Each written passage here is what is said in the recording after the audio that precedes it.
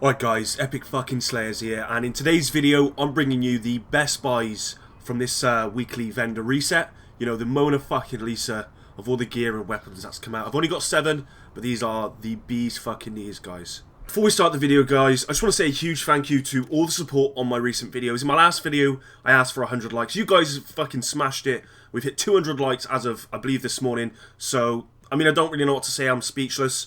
It's been a bit overwhelming, to be honest. If we can do the same, if we can do 100 likes in this video, guys, that would be amazing. If you are new to my channel, then and you like my content, then subscribe. It really does help me out. And I'm going to stop rambling. Let's get into the video. So, guys, this week's gear vendor, we've got these nice pair of Savage gloves. Savage is probably the best talent that you can get on gloves, and it's simply because of the free crit hit chance of 7% that you can get of targets out of cover, so they're really good. The firearms roll is, you know, it's very good, it's decent, it's a possible 1-2-7-2, so it's kind of, you know, it's getting there. Critical hit damage of 16%, which is the highest you can get is 17, I believe. Health on kill and critical hit chance, so all you want to do with these gloves, guys, is just roll out the health on kill for whatever weapon you're using, either an AR, sniper, pistol, SMG, whatever it is, and you've got yourself an amazing pair of Savage gloves. Okay guys, and in this week's weapons vendor, we've got this nice FAMAS. The base damage is a kind of an average roll, a little bit on the low side to be honest. The enemy armor damage is a good roll. Now, the reason why I say this particular FAMAS, or FAMAS in general, is because it will be turned into an exotic, and if you don't have a FAMAS, then I recommend picking it up. It has deadly, responsive, and uncomplicated.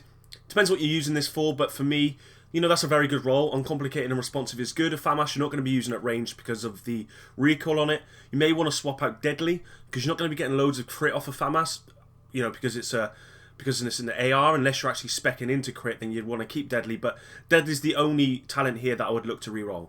Okay guys, so moving on to the advanced weaponry vendor, this week we've got this Pecan, and as you can see, compared to mine, it's got very high weapon damage, almost the max I believe. The damage to out of cover is a little bit low on the 11% side, but if you've not got a Pecan, then I'd recommend picking this up, as it's very good for PvE and still will be in 1.6. Moving on, and I would recommend picking up the Cassidy, guys. Now, the reason I recommend picking this up is because the Cassidy in 1.6 is very strong. With the Lone Star gear set, you can swap out the Cassidy with another Cassidy, and you can basically keep swapping them out, and they basically reload themselves. So you've got a constant shotgun damage. The damage range, the damage on this Cassidy is very high, at 151k, and the stagger is also very good. It's got responsive and meticulous. Then you'd probably want to just roll out commanding, unless you're going for that electronics, but it's still not a very good talent. And you'd probably want to put brutal on it, guys. That would be my recommendation. Alright, so moving on to the special equipment vendor, guys. I'd recommend picking up the Historian, Valkyrie, and Liberator if you don't have these named weapons. I don't currently have them, but I will be picking them up. And it's simply because, you know, named weapons are going to be good in the next patch. What I'd recommend, and what normally people just go over these gear sets and dismiss them, I'd recommend picking up this tactical pack. It's a specialized backpack. A lot of people don't have specialized backpacks, and this is a fairly good one. I would say the stamina roll is a little bit low, but it has ammo capacity, which is good. Critical hit damage, which it's not the greatest, but I recommend picking this up if you don't already have a specialized backpack.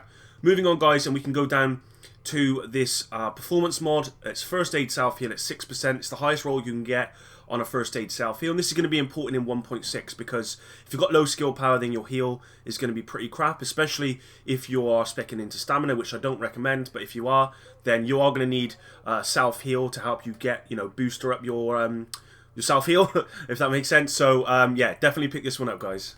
Alright, guys, so we're at the ward, and in this gear vendor, we've got a Nimble holster, which I'd recommend picking up. Although the armor roll on it's fairly low, if you compare it to, say, my holster, the armor roll is very low.